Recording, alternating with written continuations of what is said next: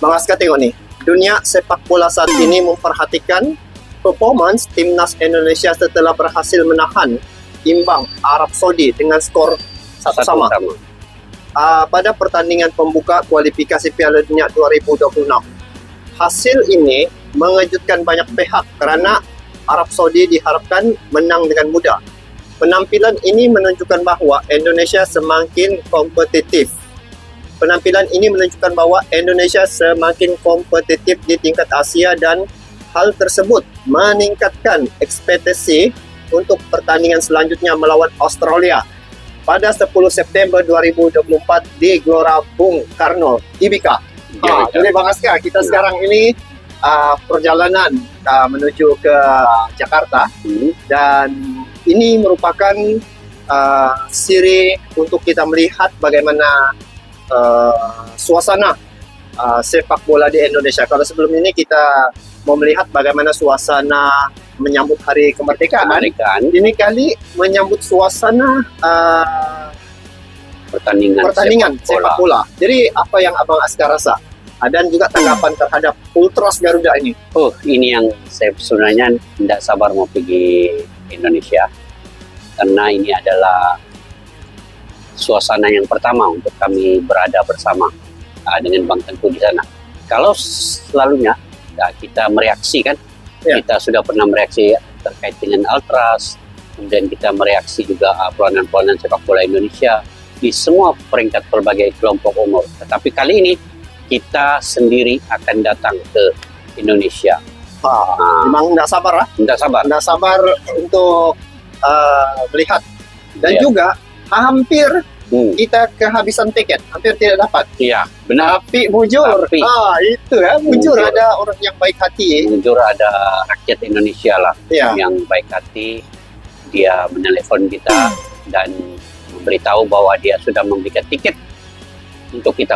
Sangat bersyukur. Itulah yang kita sebenarnya berterima kasih sangat dengan fans-fans yang ada di Indonesia sanggup untuk memberikan tiket semata-mata supaya kami dapat tiket itu masuk ke GBK. Jadi mengikut apa yang Bang Aska nampak prestasi timnas Indonesia sekarang nih, masa melawan Arab tuh ramai yang menganggap bahwa Arab yang tidak menang lah sebab di kandang sendiri. Lepas tu dengan supporter Arab, ternyata di sana supporter tu kan hampir Indonesia lagi meriah. Sebab merah putih dan dorang ini ada lagu Ultras yang dorang mainkan di sana. Jadi nampak menonjol. Jadi Ultras Garuda ini kan dia ada di mana-mana. Dan dorang ini antara 4 Ultras yang terbaik di dunia yang disegani. Jadi itu yang kita mau nonton sendiri nanti nih. Mau rasa suasana itu. Macam mana lagu yang menyanyi serentak tuh dengan gendang, apa itu? Ada guys. Dengan gendang semua. Lepas tu dia sama rata. Jadi itu tentang suasana lah yang kita mau tengok. Yang menariknya Bang Aska, pada penampilan yang putaran yang ketiga nih, memang betul-betul kejutan lah apabila Martin Paes tampil. Lepas tu dari segi dorang punya performance perlawanan tuh. Apa komen Bang Aska melihat cara dorang bermain menentang Arab nih, yang dikatakan Arab ini adalah tim gergasi ataupun raksasa. Saya pernah tengok tuh yang Indonesia berada dalam grup neraka. Betul. Pernah nampak tuh? Pernah. Jadi coba komen sedikit bagaimana penilaian Bang Aska terhadap pemain-pemain untuk putaran yang ketiga ini pada timnas Indonesia. Jadi di grup C ini, Indonesia ini bukanlah favorit sebenarnya. Dia di ranking yang ke-133. Sekarang ini sudah naik 131 selepas seri dengan Arab Saudi. Indonesia mendapat 6 poin. Jadi dia naik lagi 2 anak tangga, 131 sekarang. Dan dalam grup itu ada Bahrain, ada China, ada Arab Saudi, ada Jepang, dan juga ada Australia. Ini semua rankingnya di bawah 100. Maknanya Indonesia ini paling bawah, bukan difavoritkan. Tetapi itu dari segi data atas kertas. Tidak menunjukkan kekuatan sebenar. Benar. Itu tidak menunjukkan kekuatan sebenar di lapangan. Tengok dengan Arab Saudi inilah. Sebab Indonesia ini punya pemain keturunan yang bermain di Eropa ke semuanya. Pemain lokal pun hampir semua bermain abroad di luar negeri.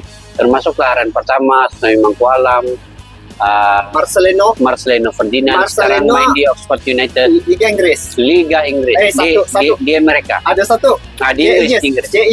J.J. itu pertama pemain Indonesia main di Serie A Italia. Ini Serie A nih, coba Bang Aska bagi dulu gambaran yang jelas. Apa sebenarnya Serie A nih? Serie A ini adalah liga kasta yang paling tertinggi di Italia. Kalau kita di Malaysia ini dia macam Liga Super Malaysia. Nah, kalau macam di Indonesia di Liga 1. Dan kalau di Italia itu Serie A itu merupakan liga yang paling tertinggi. Jadi satu-satunya pemain dari Indonesia dan juga di Asia. J.J. Jadi yang layak masuk di Serie A ini, adakah pemain itu sendiri yang menawarkan diri, offer diri untuk masuk, ataupun itu melalui proses pemilihan oleh mungkin lembaga Serie A begitu? Itu bergantung kepada klub itu untuk membeli pemain itu. Sebab dia nampak J.J. ini seorang pemain yang berkualitas tinggi, dia berpotensi lebih maju ke depan, maka klub itu belilah di Serie A itu. Jadi itulah satu-satunya pemain Indonesia yang bermain di Serie A itu. Bukan senang main di Serie A ini. Mana ada pemain Asia Tenggara ini main di situ? Itulah. Melainkan di inilah Asia satu-satunya J.J. ini. Masya Allah. Oke. Itu tentang pemain ya. Pemain yang kira top level lah. Top level. Jadi tentang pertahanan benteng terakhir timnas Indonesia yaitu Martin Paes. Jadi Martin Paes ini sebelum ini di media sosial telah heboh mengatakan bahwa Martin Paes tidak bisa main pada laga perdana menentang Arab Saudi. Tiba-tiba satu kejutan bila penampilan menentang Arab Saudi, penampilan perdana Indonesia, ada Martin Paes.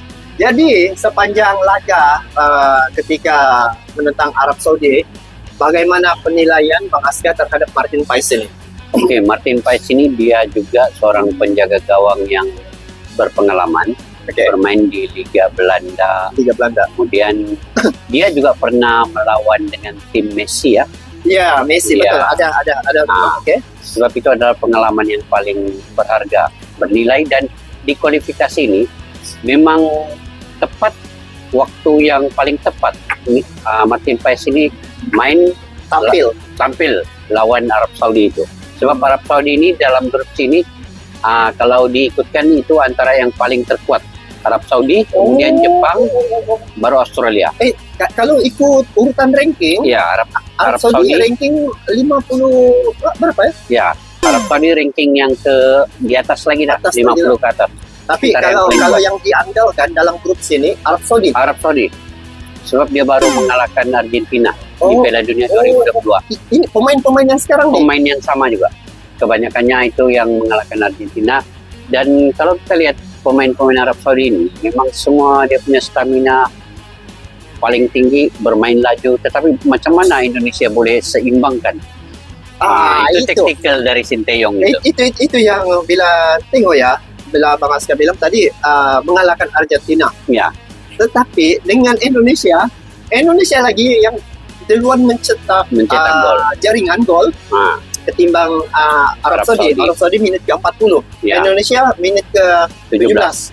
Sudah bisa menembusi pertahanan Arab Saudi. Tetapi Indonesia mungkin apa yang Bang Aska nampak bagaimana sehingga pada menit ke-40 baru bisa Arab Saudi ini menembusi.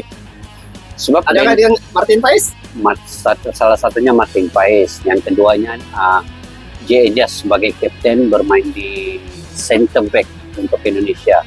Itu yang menjadi kekuatan sebenarnya kepada timnas Indonesia ini. Memang sukar ditembusi lah oleh Arab Saudi.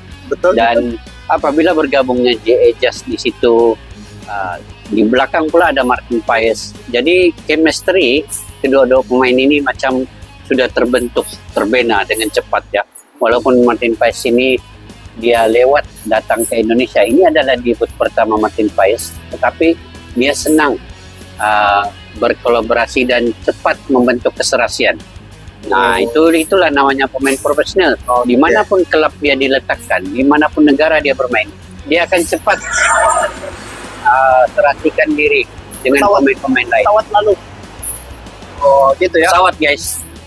Oke, Bang Aska. Jadi itu ya, dengan adanya Martin Paes itu salah satu lah penting pertahanan timnas Indonesia itu dapat mengekalkan situasi untuk bertahan sehingga menit ke-40. Iya.